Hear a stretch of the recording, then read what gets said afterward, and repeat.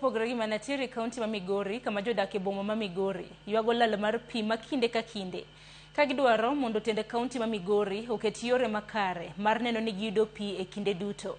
Jafwamb marwa e kaunti ma Migori George Juma gi ler mathoth.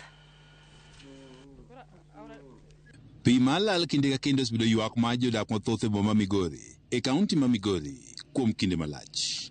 Kuonde dak ma oting'o Ruba, Aroso kod wuotho gik gin moko kuondego ma jodak osebedo ka ywago nok mar pi ma kinde ka kinde. Wang'iewo pi mag mudhogo mag luok watuomo mana molil go.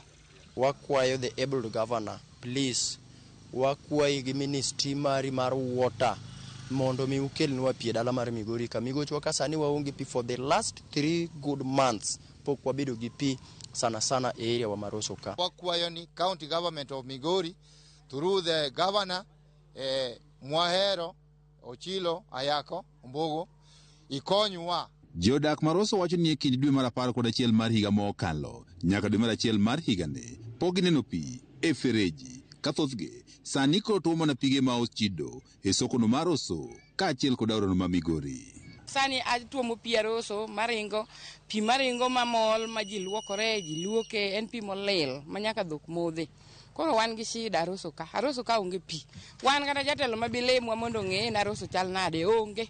Wawinje matek kabisa nikech idwa ng'iewo pigni, skul bende gik midwaro skul bende ng'eny, koro wakale pek matek sawa. County government koyie to wakwaye kony. Konyalo miyowa kaka wanyalo yudo pi e area mar Aroso ka to konywa. Joma chuo kaachiel kod wakeini modak Aroso wachnegi mondo manyo pi e soko mar Aroso kod aora ma Migori pigi ma bende koro chido.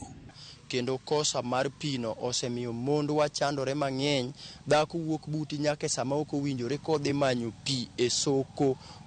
Jok ma kelo pi mawuotho gi ngware to wanyisogi ni kelnwa pi mbuguru makama. Chiwo to wachiwo sa 11 nikech pigni madwa konye luoke, madwa konye lawo saende, madwa konye nyithindo lawo wenge gi wuok dhi skul. Jodagi Maroso ka otelego jaduong' gweng' mar Aroso Tombo Yomolo wacho ni ngimagi nitie kama rach nikech gitiyo kod pigego ma ochido. Ok wanyal modho, kidhi ni dhi tuomo pi tiyudo ka seche moko ji oketo pampas e pi tishu kanyo lok kaka dump ping area.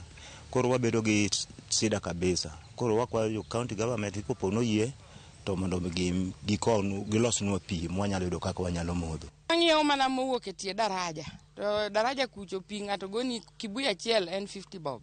Koro idwa ng'iewe kube adi tin kata gi nyithindo 10 e ot. Koro mane shida ma wan godo, pi modho ae daraja ma Migori.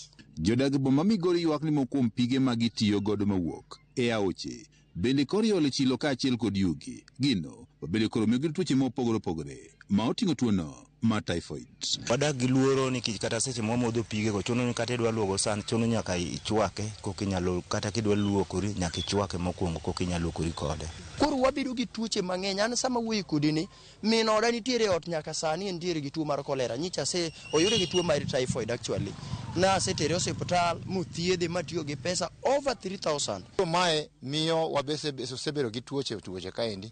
Yudo ka nyithindo tuore, jomadongo be tuore, wayudo kolera, wayudo weche mag amiba nikech pi mantiere kaendi matin mwatiyo godo. Koro jok mantiere gi pesa mugedo ute madongo ka gikawo sewerage system margi giketo kadhi e aora mar Aroso no. Lipod mawuok migawo mar pi e kaunti ma Migori yango ni pi osebedo ka onge nikech yande ne ong'adnegi sitima ma gitiyo go pi nikech tend kaunti ma Migori koro pok ochulo gop sitima omenda malo $4 million. George Juma, Ramogi TV, Migori. Kopogore gi Migori nyakorom gajwanga tiere kaunti ma Kwale kama tende kaunti ma Kwale kod mano mar migawo mar mwandu ma Ibolo obedo gi gwenyruok e paro wi kunyo mwandu ma yudore e bungu ma Mrima e sub kaunti ma Lunga. Mwandu ma wachore ni nengo mar radical